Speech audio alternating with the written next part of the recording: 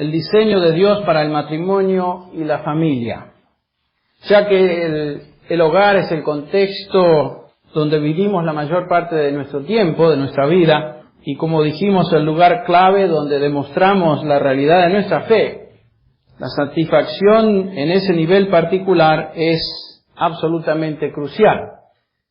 Realmente dijimos la vez pasada que si no logramos vivir la vida, nuestra fe cristiana dentro del contexto del hogar como Dios pide, realmente fracasamos. Porque es ahí justamente donde no podemos engañar a nadie, ¿no es cierto? Es ahí donde realmente se demuestra lo que somos. Así que es de tremenda importancia que entendamos este principio y que vivamos nuestra vida cristiana, nuestra fe dentro de la familia. Las 2 últimas semanas hemos establecido un cimiento bíblico y quiero hoy continuar edificando sobre este fundamento. Y vamos de regreso al pasaje que ha servido y continuará sirviendo como nuestra piedra angular, el fundamento, que es Efesios capítulo 5. Efesios capítulo 5, al cual nos hemos referido y nos vamos a estar refiriendo a través de las semanas que vienen. Voy a dar lectura a los versículos del 18 hasta el 21 otra vez para introducirnos en el tema. Dice así el apóstol: y no os embriaguéis con vino en lo cual hay disolución, sino sed llenos del Espíritu, hablando entre vosotros con salmos, himnos y cánticos espirituales, cantando y alabando con vuestro corazón al Señor, dando gracias a Él por todo, en el nombre de nuestro Señor Jesucristo, a Dios el Padre, y sometiéndoos unos a otros en el temor de Cristo.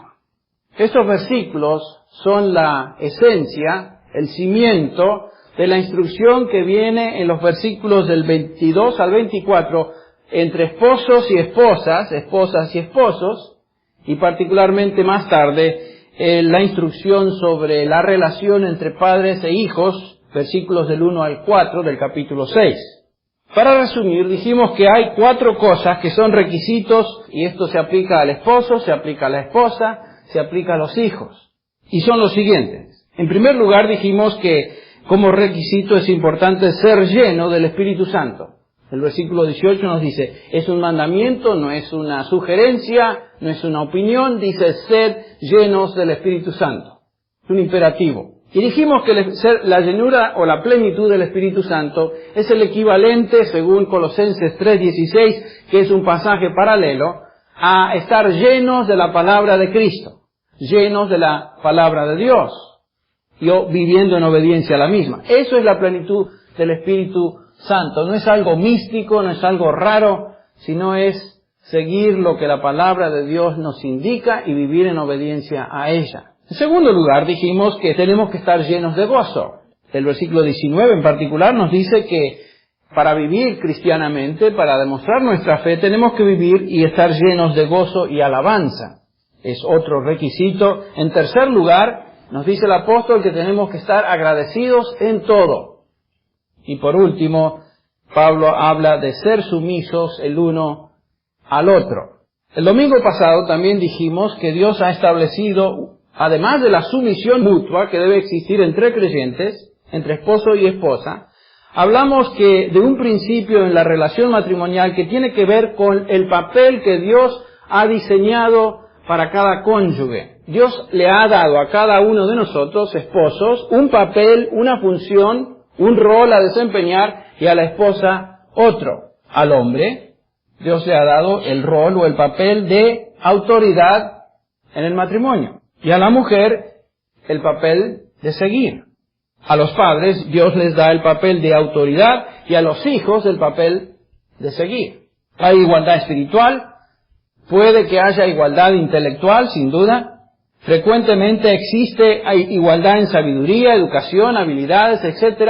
Pero cuando hablamos de responsabilidades dentro del hogar, Dios le da a cada uno de los cónyuges una función muy específica. La responsabilidad de proveer, proteger, abrigar, sustentar, de cuidar, esa es responsabilidad del esposo. Estamos todavía en nuestro repaso y dijimos que la responsabilidad de la esposa es de venir a su lado y seguir. Cuando Dios creó a Eva, la creó como ayuda idónea. Eso implica que la creó para complementar el liderazgo de su esposo. Ayuda idónea. Y someterse a la autoridad cariñosa y sensible que, por supuesto, cuando la creación era perfecta, Adán proveía. Todo esto a modo de repaso. También vimos en Génesis 3 que después de la caída, Dios maldijo al hombre, obviamente al hombre y a su mujer, y esa maldición afectó dramáticamente la relación matrimonial para siempre. Si ustedes recuerdan, en Génesis 3:16, a la mujer dijo, en gran manera multiplicaré tus dolores de parto, con dolor darás a luz a los hijos, y con todo tu deseo, escuche bien, tu deseo será para con tu marido, pero él tendrá dominio sobre ti. Y explicamos esa frase un poquito enigmática, ¿no es cierto? Y dijimos que eso quiere decir que el deseo para su marido tenía que ver con el deseo de controlarlo. Pero parte de la maldición es que Adán, o los hombres a partir de Adán, iban a controlar a sus mujeres, o dominarlas en una forma no muy cariñosa, que digamos. Es parte de la maldición. Esta es la razón por la cual hay conflicto en el matrimonio, y todo comenzó, según la palabra de Dios, en Génesis capítulo 3, cuando el pecado entra a la raza humana y como consecuencia del pecado, la maldición sobre Adán, Eva y por supuesto el resto de la creación. A partir de ese momento vemos que el problema se incrementa y en el libro de Génesis vemos a través de la historia que todo va así, cuesta abajo. Por ejemplo, en Génesis capítulo 4, el próximo capítulo, después de la caída, tenemos el primer caso de poligamia en la Biblia. ¿Qué quiere decir poligamia? Muchas mujeres para un solo hombre. La intención original de un hombre con una mujer para toda la vida es violada. Ese fue el diseño divino, pero el hombre comienza a dejar a un lado lo que Dios estableció como ideal. La poligamia se convirtió en algo común a lo largo del Antiguo Testamento, lo sabemos. Aún en la vida de aquellos que eran héroes de la fe. En el capítulo 9 de Génesis, por ejemplo, el versículo 22, observamos el primer caso de pornografía en la Escritura, por lo menos registrado en la Escritura. En el capítulo 16, versículos del 1 al 3, el adulterio se introduce en la Escritura. En el capítulo 19 tenemos la entrada de la homosexualidad, por lo menos se describe ahí, con todas sus perversidades. Así que ni siquiera salimos de Génesis, y ya en Génesis tenemos un ataque feroz en contra del matrimonio. Y el matrimonio se ve afectado, las familias se ven afectadas. Mujeres luchando con sus maridos, hombres dominando insensiblemente y sin cuidar a sus mujeres, ambos expuestos a la influencia de una sociedad dominada por la poligamia, adulterio, homosexualidad, fornicación, incesto, prostitución, seducción, etcétera, etcétera, etcétera. Esto es lo que domina nuestra sociedad hoy también, ¿no es cierto? Todo lo mismo. Y lo peor, que en nuestro caso hoy, la sociedad exalta este tipo de conducta y la acepta como si fuera algo normal. Eso es lo que más molesta. Todo esto es que acabamos de mencionar se puede ver en los diarios, en los periódicos, en la televisión, en las revistas, en los libros, en el cine. La gente está totalmente insensibilizada a estas cosas y ni siquiera parpadea. Yo recuerdo cuando hace 2 veranos atrás estuve en España, y Europa es un poquito más liberal, aún que nuestro país aquí, y aún más que en algunos países latinoamericanos. Y me acuerdo que uno no se espera ciertas cosas, especialmente si el lugar es conservador. Recuerdo que fui al pueblito de La Estrada, donde nació mi mamá, ahí en Pontevedra, Galicia, y quería comprar en el kiosco un diario del pueblito para llevarle a mi mamá aquí en los Estados Unidos y hacerle ver que las noticias cambiaron un poquito desde que ella nació. Y desplegado ahí a la vista de todos, una cosa que me dejó pálido. Rojo no me puse, pero me dejó realmente impactado. Pornografía lesbiana, pero desplegada sin vergüenza adelante de todos. Los chicos podían venir, comprar sus revistas y ver toda esta porquería enfrente. Y cuando uno escuchaba la televisión y escuchaba la radio, las porquerías que se decían a través de estos medios de comunicación eran realmente impresionantes. ¿Ustedes creen que la gente se mosqueaba? ¿Se sentía molesta? Absolutamente nada que ver. Nada que ver. Eso realmente me impactó. Y estamos observando y experimentando eso también en nuestro país. La gente está siendo bombardeada por un mundo de fantasía y perversión del diseño original de Dios para el sexo. Todo esto diseñado por Satanás a través del sistema del mundo para destruir lo que Dios estableció. Entonces nos encontramos, mejor dicho, en una guerra espiritual en contra del matrimonio y la familia. Es una guerra espiritual. Y esto es muy, muy importante que lo recordemos. No es simplemente una guerra social, económica, política. Es una guerra en su raíz espiritual. Nos encontramos realmente en un conflicto a muerte por la supervivencia de la familia, y queremos enfatizar el hecho de que este conflicto solamente se puede llevar a cabo con armas espirituales. Ya que la lucha es espiritual, nuestras armas tienen que ser espirituales. Quiero que por unos momentos nos detengamos en 2 Corintios capítulo 10, 2 Corintios 10, capítulo 10 de 2 Corintios, y voy a dar lectura a los versículos 3 al 5. 2 Corintios 10, versículos 3 al 5. Dice el apóstol: pues aunque andamos en la carne, no luchamos según la carne, porque las armas de nuestra contienda no son carnales, sino poderosas en Dios para la destrucción de fortalezas, destruyendo especulaciones y todo razonamiento altivo que se levanta contra el conocimiento de Dios, poniendo todo pensamiento en cautiverio a la obediencia de Cristo. Ahí está descrita la lucha espiritual, el conflicto en el cual nos encontramos.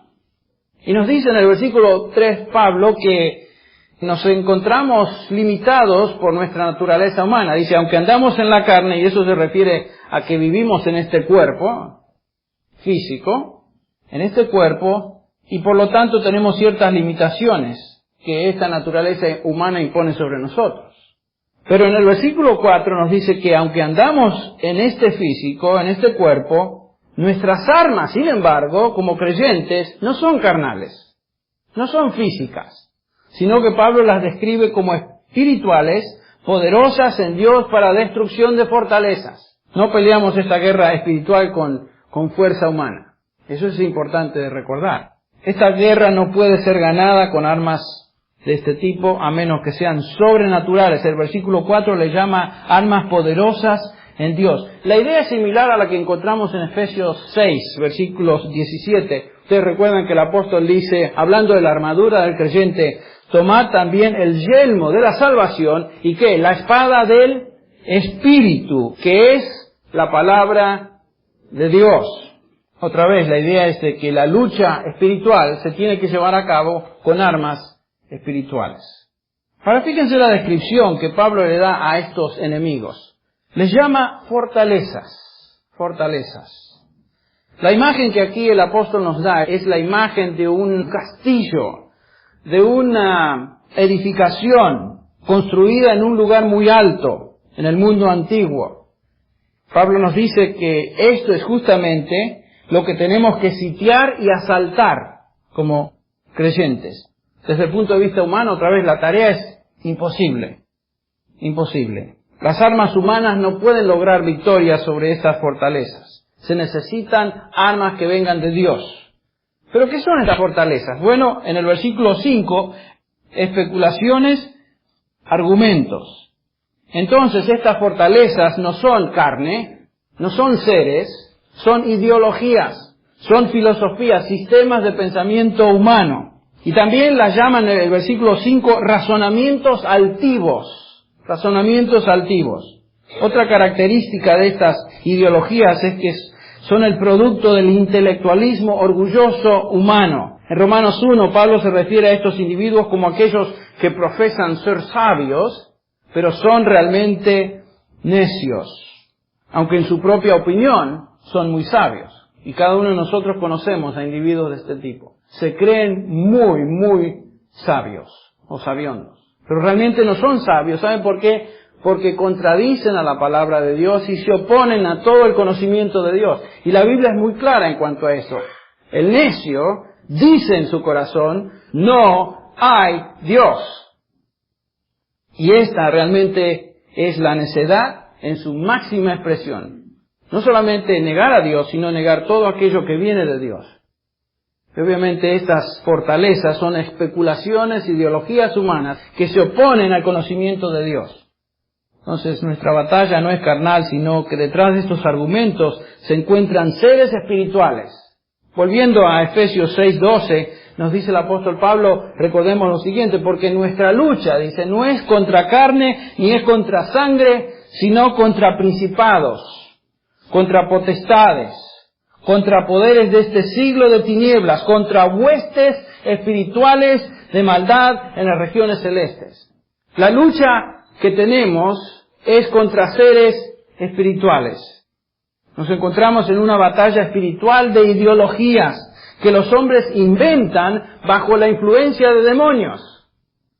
Ustedes recuerdan, Pablo le dice a Timoteo en el capítulo 4, versículo 1 a Timoteo, pero el Espíritu dice claramente que en los últimos días algunos apostatarán de la fe, prestando atención a espíritus engañadores, y después agrega a doctrinas de demonios. Doctrinas de demonios.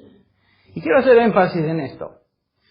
Toda doctrina falsa, todo sistema de pensamiento humano falso, tiene su origen en demonios, en Satanás mismo. Quien es, según la Biblia, el padre de mentira, por supuesto. Juan 8:44, el Señor Jesús le dice a los fariseos, vosotros sois de vuestro padre el diablo, él es asesino, él es mentiroso, aun cuando dice medias verdades, su raíz es engañar. Ahora, estas ideologías entonces se convierten en fortalezas que están arraigadas en este mundo y en estas culturas en que vivimos, y que tenemos que enfrentar con armas espirituales. ¿Con qué fin? Fíjese el versículo 5. ¿Con qué fin? Llevar cautivo, escuche bien, todo pensamiento, toda fortaleza, todo argumento, todo razonamiento falso, llevarlo cautivo a la obediencia ¿de quién? De Cristo. De Cristo. Esto, hermanos, es evangelismo. Evangelismo y también corrección de aquello que es falso en armonía con aquel quien dijo que es, yo soy el camino, y yo soy la verdad, y yo soy la vida. Eso es evangelismo. Una de estas fortalezas erigidas en contra del conocimiento de Dios hoy es el que comúnmente se llama movimiento feminista. Y vamos a comenzar a hablar de esto como base, como trasfondo a las responsabilidades de las esposas. En Efesios 5:22, quiero que regresemos al pasaje por un instante, leemos lo siguiente: las mujeres estén sometidas o sujetas a sus propios maridos como al Señor, porque el marido es la cabeza de la mujer, otra vez, así como Cristo es la cabeza de la iglesia, siendo Él mismo el Salvador del cuerpo. Versículo 24. Pero así, escuche bien, pero así como, de la misma manera que la iglesia está sujeta a Cristo, también las mujeres deben estarlo a sus maridos en todo. ¡Qué afirmación! Entonces la idea es que casadas estén sujetas a sus maridos, así como la iglesia lo está a Cristo. Esa es la idea. No más, no menos. Comparemos esto con lo que vemos en 1 Corintios 11:3. Por ejemplo, pero quiero que sepáis que la cabeza de todo hombre es Cristo, dice Pablo, y la cabeza de la mujer es el hombre, y la cabeza de Cristo es Dios Padre. Dios Padre es la cabeza de Cristo, Cristo es la cabeza del hombre, el hombre es la cabeza de la mujer. Todos son pensamientos, conceptos paralelos. El hombre, así como Cristo tiene autoridad sobre su iglesia, el hombre tiene autoridad y la mujer se somete a su esposo. Esta no es una opinión arbitraria. No es algo que se me ocurrió. No es algo que algún fanático radical derechista está pensando y tratando de promulgar. Esto es declaración de Dios mismo, y parte de su diseño para el matrimonio. Dice en Tito 2:3, asimismo las ancianas deben ser reverentes en su conducta, no calumniadoras ni esclavas de mucho vino, que enseñen lo bueno. Versículo 4, que enseñen a las jóvenes a que amen a sus maridos, a que amen a sus hijos. Versículo 5, a ser prudentes, puras, hacendosas en el hogar, amables, sujetas a sus maridos, otra vez, para que la palabra de Dios no sea blasfemada. Entonces, ¿qué es lo que las mujeres ancianas tenían que enseñar? Amar a sus hogares, amar a sus hijos y sujetarse a sus maridos. Creo que la persona más simple y el creyente más joven en la fe puede entender esto. No es tan complicado que digamos. El hombre es la cabeza de la mujer y la mujer debe someterse a su marido. En 1 Timoteo 5 leemos con respecto a las viudas de la iglesia. Ustedes recuerdan, habiendo sido la esposa de un solo marido, que tenga testimonio de buenas obras, si ha criado hijos, si ha mostrado hospitalidad a extraños, si ha lavado los pies de los santos, si ha ayudado a los afligidos y se ha consagrado a toda buena obra. Pasen al versículo 14. Por tanto, dice Pablo, quiero que las viudas jóvenes se casen, que tengan hijos, que cuiden su casa y que no den al adversario ocasión de reproche. Los conceptos son muy paralelos. Este pasaje habla de una viuda que ha sido esposa de un solo marido y chao, posiblemente puede que el marido haya fallecido y se volvió a casar. Esto quiere decir que es una persona, una viuda que ha sido fiel al marido, a su marido. No quiere decir que se casó una vez y ya no hay oportunidad de volverse a casar, dentro de los paralelos que Dios establece, por supuesto. Versículo 10, esta viuda debe tener buen testimonio. Y el versículo 14 nos dice que las viudas jóvenes necesitan casarse, dedicarse a su hogar bajo la autoridad amorosa de un hombre.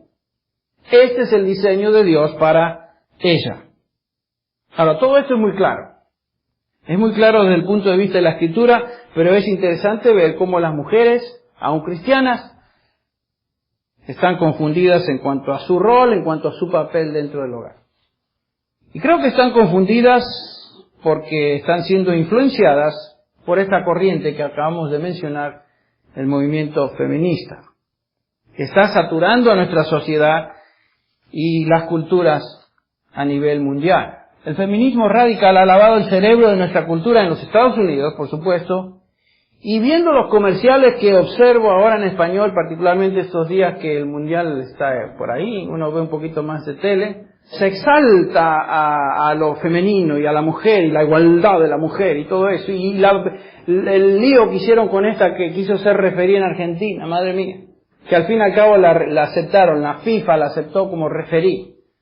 Y es la primera mujer referí en la Asociación de Fútbol Argentino, y por supuesto los varones no están muy contentos, pero ahí estaba.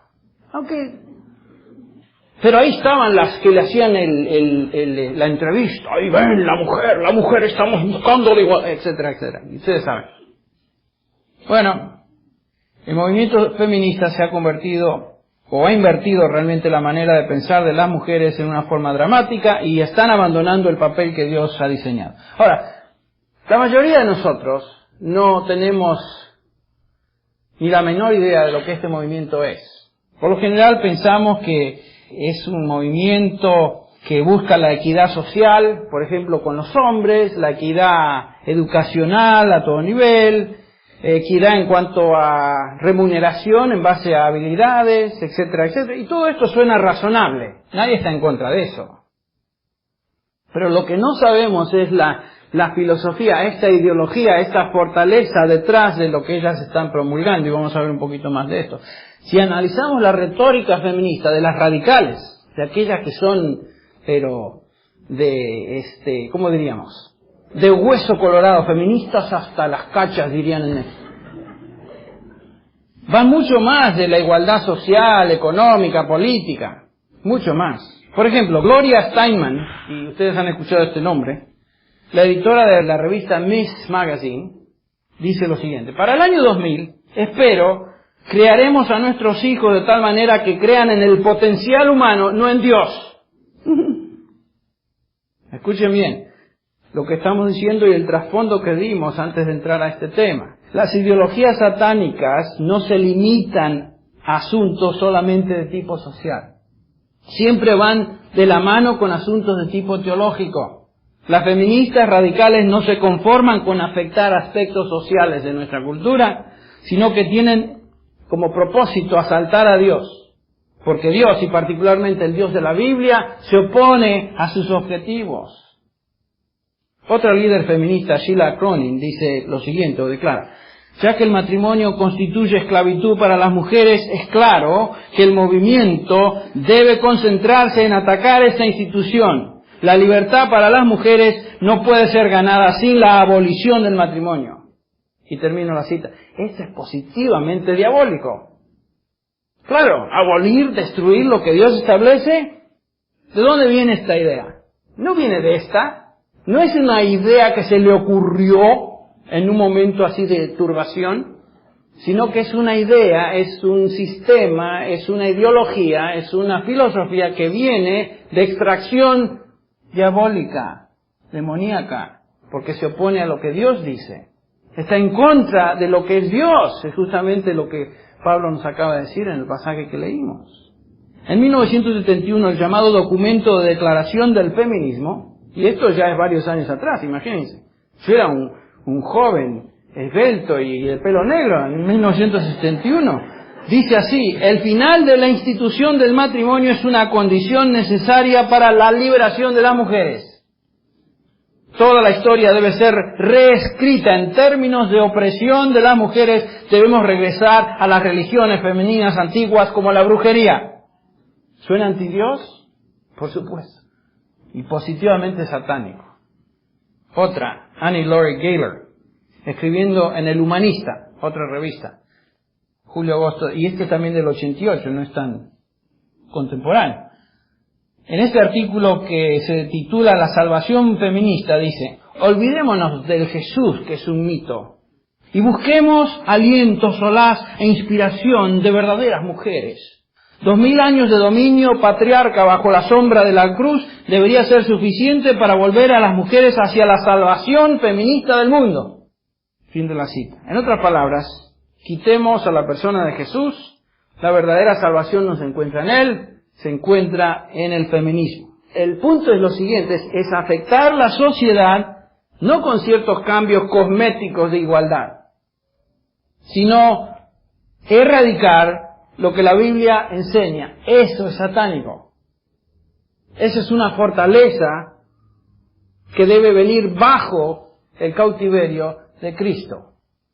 Mary Jo Bain, otra feminista y profesora de educación en Wesley College, dice: para criar a hijos con igualdad tenemos que quitarlos de las familias y educarlos comunalmente. Esto es lo opuesto al diseño de Dios. Dios no le dio los hijos a la comunidad, no le dio los hijos a un grupo, no le dio los hijos ni siquiera a la iglesia. Le dio los hijos ¿a quiénes? A los padres. Y nuestra ilustre esposa del presidente acaba de escribir un libro este año pasado, hace 2 años, ¿no es cierto?, que se llama It Takes a Village. ¿Cuál es la premisa de ese libro? La comunidad es la que va a criar a nuestros hijos. Es una seguidora de esto hasta morir. Como podemos ver, la razón que tenemos que tomar estas ideas seriamente es porque constituyen una fortaleza ideológica que se opone al conocimiento de Dios.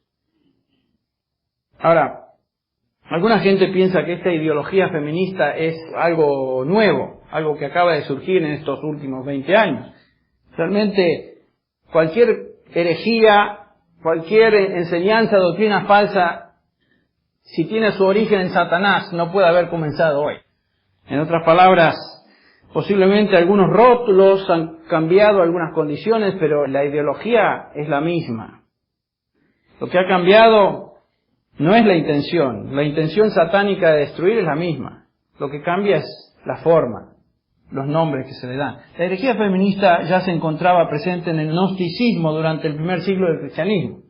Básicamente los gnósticos decían que la Biblia y particularmente el cristianismo era una religión muy simple y necia.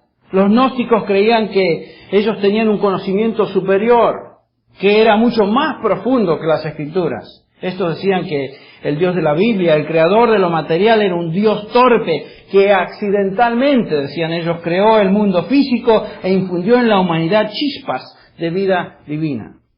Según ellos, la materia era algo que realmente fue un accidente, que no debería haber existido, que el hombre se encontraba aprisionado en este cuerpo físico, que lo material o físico era malo, que lo único que valía era el espíritu, que el hombre tenía que ser liberado de su cuerpo físico por medio de cosas tales como la embriaguez, orgías sexuales, etc. Y entre sus doctrinas absurdas, escuche bien, se encontraba la creencia de que Eva fue una mujer espiritualmente dotada y que salvó a Adán, y que la liberación final de toda la humanidad se llevará a cabo a través del poder femenino. Los gnósticos enseñaban eso, en el primer siglo. La mujer es exaltada y el hombre menoscabado. La misma cosa. Sin duda, lo que diseña Dios como patrón, Satanás trata de invertir. Así con que Dios te dijo que si comieran de esa frutita iban a morir. No van a morir. ¿Ven? Invierte el argumento. Sabe Dios bien que el día que coman sabrán entre el bien y el mal, y etcétera, etcétera. Engañosamente. Decían que Eva, la Eva celestial, entró en la serpiente y le enseñó a la Eva terrenal y a Adán el camino de salvación. Ridiculeces.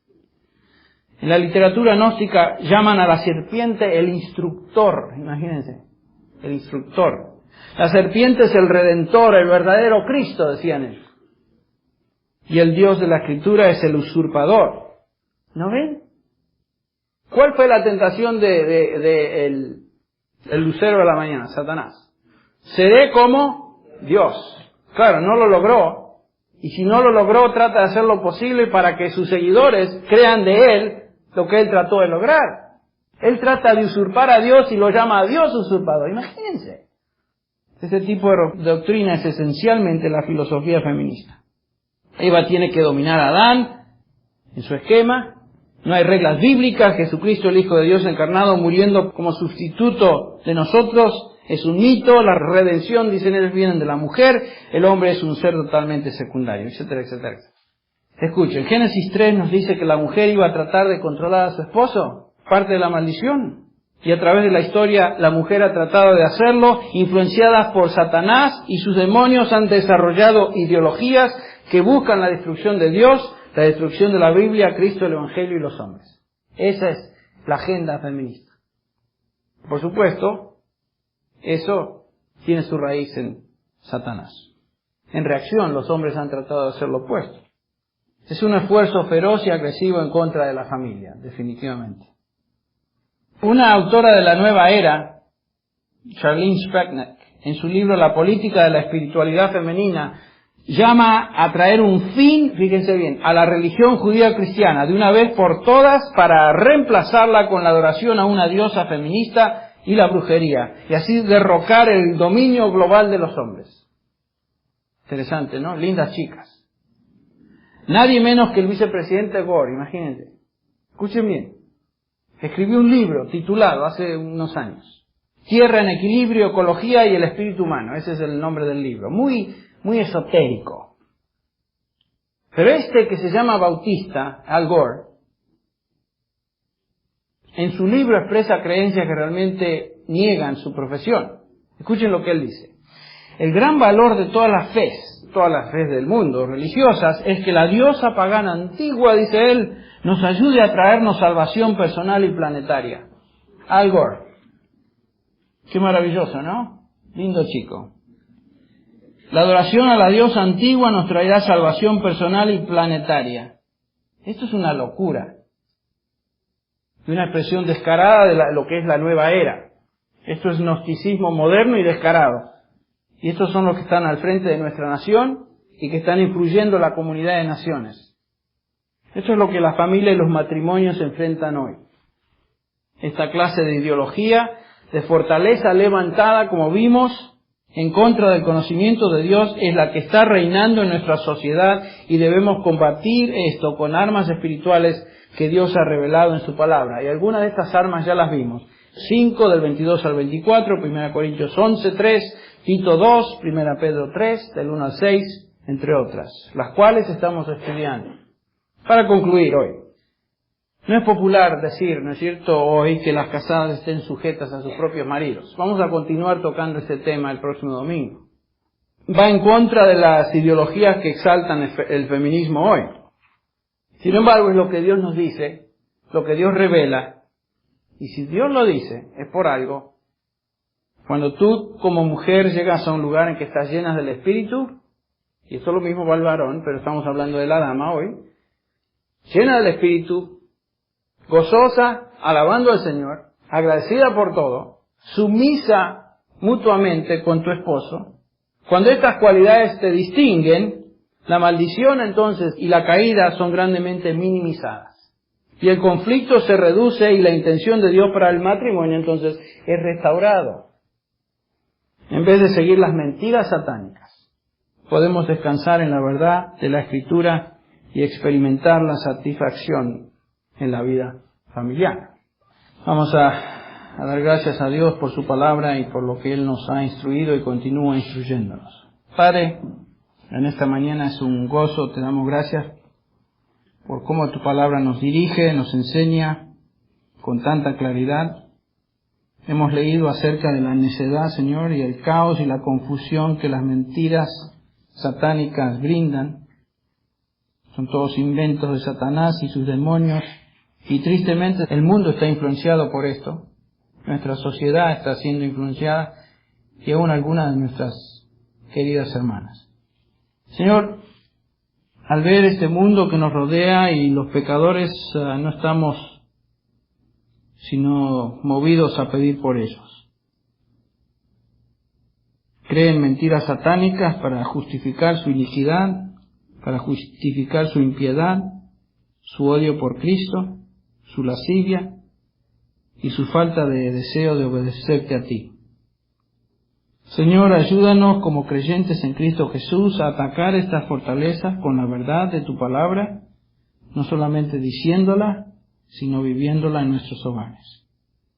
Ayúdanos, Señor, a ver el gozo de matrimonios piadosos. Ayúdanos a experimentar, Señor, aquello que es amor genuino, aquello que es un hogar feliz porque sigue a Cristo y sigue su palabra. Úsanos, Señor, como medios para destruir esas fortalezas. Úsanos como medios para tocar corazones y vidas, de tal manera que por medio de tu palabra y nuestro testimonio y tu espíritu, estas ideologías sean derrocadas en la mente y el corazón de algunos que todavía las siguen. Señor, pedimos que nos ayudes en esto, en este propósito, y lo pedimos todo en el nombre de nuestro Señor y Salvador Jesús. Amén.